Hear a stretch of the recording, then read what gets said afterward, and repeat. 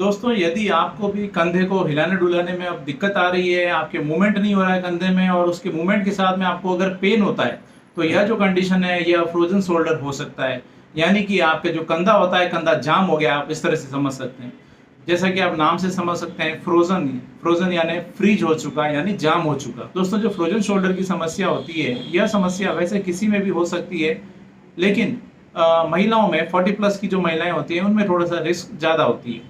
दोस्तों, जो frozen shoulder होता है, उस शोल्डर के अंदर आपको जैसा मैंने बताया पेन के साथ में आपको स्टिफनेस बहुत ज़्यादा आ जाती है। दोस्तों, आज के इस वीडियो में हम बात करेंगे कि आखिर फ्रोजन शोल्डर जो होता है उसके क्या सिम्पटम होते हैं, क्या लक्षण होते हैं, कि आप इसको पहचान सकें और इसके क्या कारण होते हैं, किस वजह से ये ऐसा हो जाता है। और उसके अलावा हम बात करेंगे होम्योपैथी में काम में आने वाले ट्रीटमेंट और इसके साथ-साथ इसको किस तरह से आप इसको मैनेज कर सकते हैं। क्योंकि होम्योपैथी में इस तरह की दवाइयाँ अगर दी जाए, उसके साथ-साथ फिजियोथेरेपी की जाए, तो आप अपनी इस तरह की समस्या से आप पूरी तरीके से निजात पा सकते हैं। काफ़ी हेल्प करती है होम्योपैथी दवाइयाँ। दोस्तों, मैं डॉक्टर कुलदीप जहांगीर जोधपुर में होम्योपैथी कंसल्टेंट हूँ। एक बार फिर से आपका अपने यूट्यूब चैनल में स्वागत करता हूँ। सबसे पहले हम बात करते हैं इसके आने वाले सिम्पटम की, कि आपको कैसे पता चलेगा कि कहीं आपको फ्रोजन शोल्डर तो नहीं हो गया। इसमें जो सिम्पटम होते हैं इसकी स्टेजेस के अकॉर्डिंग होते हैं। इसमें मुख्यतः 3 स्टेज देखने को मिलती है। फर्स्ट स्टेज होती है फ्रीजिंग स्टेज। यह स्टेज जो होती है 4 से 9 महीनों तक की होती है। इसके अंदर क्या होता है कि आपके जो जॉइंट होता है, आपका जो शोल्डर होता है यानी कंधे का जो जॉइंट होता है, उस कंधे के जॉइंट के अंदर धीरे-धीरे क्या होता है कि उसमें स्टिफनेस आना शुरू हो जाती है, मूवमेंट्स धीरे-धीरे कम होना शुरू हो जाते हैं और मूवमेंट्स के साथ-साथ इसमें आपको पेन होता है। और यह जो कंडीशन होती है, यह कंडीशन में आपको फ्रीजिंग स्टेज बोलते हैं, कि आपको फ्रीज हो रही है। दूसरी जो स्टेज होती है वो बोलते हैं फ्रोजन स्टेज। इसके अंदर क्या होगा कि आपका कंधा जो होता है, शोल्डर जो होता है, वो पूरा जाम हो जाता है।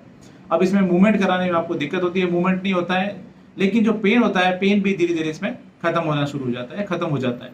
यह जो स्टेज होती है वो करीब-करीब 9 महीने से लेकर 12 महीने तक की स्टेज होती है। तीसरी जो स्टेज होती है, जिसको बोलते हैं थॉइंग स्टेज, इसके अंदर क्या होता है कि आपका जो कंधा होता है, उस कंधे में धीरे-धीरे वापस से मूवमेंट आना शुरू हो जाता है और यह जो स्टेज होती है करीब-करीब 9 महीने से लेकर 2 साल तक की ये हो सकती है। इसके अंदर क्या होगा कि आपको वापस से आपके कंधे में मूवमेंट आने शुरू होंगे।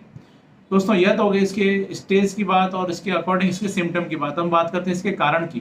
तो कारण की अगर इसमें जो बड़ा कारण जो देखने को मिला है वो होता है कि इसमें अगर आपको किसी कारण से आपको कंधे के मूवमेंट्स को अगर रोका गया है, मान लीजिए आपको स्ट्रोक आ गया है, आप बेड रेस्ट में हैं बिल्कुल, आप हिल-डुल नहीं पा रहे हैं, आप रिकवरी फेज़ में हैं या कोई आपकी सर्जरी हुई है आपकी, जिसकी वजह से आपको कंधे को आपको हिलाने-डुलाने से आपको मना किया है। आपके मान लीजिए आपके जो आपका हाथ है, हाथी की सर्जरी हुई है या और भी कोई तरह का आपको एक बड़ा कोई ऑपरेशन हुआ है जिसकी वजह से आप कंप्लीट रेस्ट में हैं या आपको पैरालिसिस आ गया है जिसकी वजह से आप रेस्ट में हैं। तो उस वजह से जब आप इस तरह से जब आप रेस्ट में होते हैं, तो उसकी वजह से जब आपको आपके हाथों का मूवमेंट नहीं होता है, तो धीरे-धीरे जो आपका कंधा होता है वो जाम होना शुरू हो जाता है और यह जो कंडीशन है डेवलप हो जाती है फ्रोजन शोल्डर की, यानी आपको जो कंधे में आपको एकदम से स्टिफनेस आ जाती है। दूसरा जो बड़ा कारण होता है दोस्तों, वह होता है कि आपको बॉडी में बढ़ने वाला यूरिक एसिड। कई दफ़ा ऐसा देखने को मिलता है कि आपकी जो यूरिक एसिड होता है, यूरिक एसिड की जब मात्रा बॉडी में बढ़ती है, तो उसकी वजह से भी आपको इस तरह की समस्या है वो देखने को मिल सकती है। यानी गाउट वाले पेशेंट में अंदर ये प्रॉब्लम आ सकती है। क्योंकि वो जो यूरिक एसिड होता है वो कंधे में आपके जॉइंट्स जो होते हैं, जॉइंट्स में जाके जमा होना शुरू हो जाता है, जिससे उनको मूवमेंट करने में परेशानी आती है। दोस्तों, अगर जॉइंट्स की हम बात करें, इसके स्ट्रक्चर की, तो कोई भी जॉइंट में आपको बोन्स होगी, बोन्स के साथ-साथ में उसमें लिगामेंट्स, टेंडन्स होंगे जो उस जॉइंट को थामे रखते हैं और उसके मूवमेंट्स के लिए रिस्पॉन्सिबल होते हैं। दोस्तों, जब कभी भी इस तरह से ये जो जॉइंट्स होते हैं, उन जॉइंट्स के अंदर कभी कुछ स्टिफनेस आ जाती है किसी कारण से या फिर उसमें कोई स्कार टिश्यू डेवलप हो जाता है, अंदर जो जॉइंट होता है, जॉइंट के अंदर का जो फ्लूइड होता है, फ्लूइड धीरे-धीरे खत्म होना शुरू हो जाता है, साइनोवियल फ्लूइड जिसको बोलते हैं, ऐसी जो कंडीशन होती है उसकी वजह से ऐसा माना जाता है कि यह जो फ्रोजन शोल्डर की जो समस्या है वो आ जाती है। अभी तक ऐसा कारण ज्ञात नहीं कि आखिर ऐसा होता क्यों है, इसके प्रॉपर्ली इसके कारण जो है वो ज्ञात नहीं है। दोस्तों, अब दूसरे कारण की हम बात करें तो होता है कोई तरह की डिजीज, जैसे स्पेशली बात करें तो डायबिटिक पेशेंट में इसकी जो चांसेस होते हैं वो ज़्यादा होते हैं, कार्डिक पेशेंट होते हैं उनमें ज़्यादा होते हैं, थायराइड पेशेंट में ज़्यादा होते हैं। इसके अलावा और भी कई कंडीशंस होती है जिसकी वजह से ये हो सकता है, जैसे पार्किंसन या ट्यूबरकुलोसिस। दोस्तों, ये इसके कुछ मुख्य कारण होते हैं जिसकी वजह से ये कंडीशन डेवलप होती है।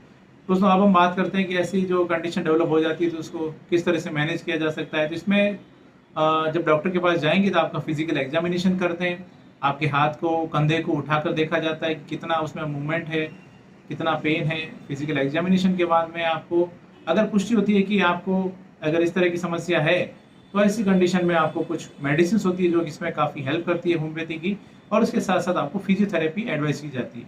फिजियोथेरेपी इसमें काफ़ी हेल्प करती है आपके वापस से मूवमेंट्स को लाने में होम्योपैथी दवाओं के साथ में। इसमें कुछ एक्सरसाइज होती है जो कि आपको बताई जाती है जब आप डॉक्टर के पास जाते हैं। तो वैसे अगर मैं एक जनरल इन शॉर्ट में बात करूँ, तो दीवार के ऊपर आपको हाथ को रख के आपको हाथ को ऐसे चलाना होता है, जैसे कि आपका पैर का जैसे कैसे मूवमेंट होता है, वैसे आपको दीवार पे ऐसे-ऐसे हाथ को इसको ऊपर की तरफ उसको सपोर्ट से उसको सरकाना होता है।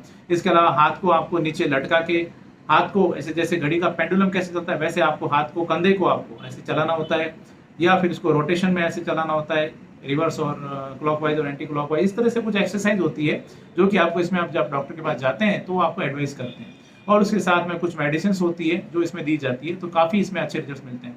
दोस्तों, यहाँ पर कुछ मेडिसिन है जिसकी हम जस्ट एक मैं आपको जो अपने पेशेंट्स को देता हूँ फ्रोजन शोल्डर के, उसमें बारे में बात करें तो कुछ मेडिसिन में, विशेष मेडिसिन जो है यहाँ पे जो मैं अक्सर काम में लेता हूँ, वो होती है इसमें आर्निका 200। आर्निका पे जो 200 है वो इसमें काफ़ी अच्छे रिजल्ट देती है। आर्निका 200 के साथ साथ इसमें रूटा 200, इसमें एक खास दवा है इसकी, रूटा के भी काफ़ी अच्छे रिजल्ट देखने को मिलते हैं। इसके अलावा रस्टॉक्स 200 भी काफ़ी अच्छी मेडिसिन होती है फ्रोजन शोल्डर की, और उसके साथ साथ में कोकुलस इंडिका भी काफ़ी अच्छे रिजल्ट देती है। कोकुलस इंडिका 30 अक्सर मैं अपने पेशेंट्स को देता हूँ। तो ये इसकी कुछ खास दवाइयाँ हैं। इसके अलावा और भी बहुत सारी मेडिसिन होती है जो कि आपके सिम्टम को ध्यान में रखते हुए दी जाती है, तो काफ़ी अच्छे रिजल्ट देखने को मिलते हैं दोस्तों। इसलिए जब भी कभी भी आपको इसकी समस्या है, तो मैं आपको सजेशन दूंगा, एक बार आप अपने नज़दीकी होम्योपैथी डॉक्टर से जरूर मिलें। वो आपकी केस को जानते हुए कुछ मेडिसिन देंगे, तो आपको इसमें काफ़ी अच्छे रिजल्ट मिलेंगे, काफ़ी आप अपने आप को बेहतर फील करेंगे। दोस्तों, सेल्फ मेडिकेशन ना करें, जो भी मेडिसिन लें अपने होम्योपैथी डॉक्टर की सलाह अनुसार लें तो बेहतर रहता है। दोस्तों, इसी तरह हमारे साथ जुड़े रहें, चैनल को सब्सक्राइब करें, बेल आइकन जरूर दबाएं, ताकि जैसे ही कोई नया वीडियो अपलोड करें आपके पास उसका नोटिफिकेशन आ सके। जय हिंद।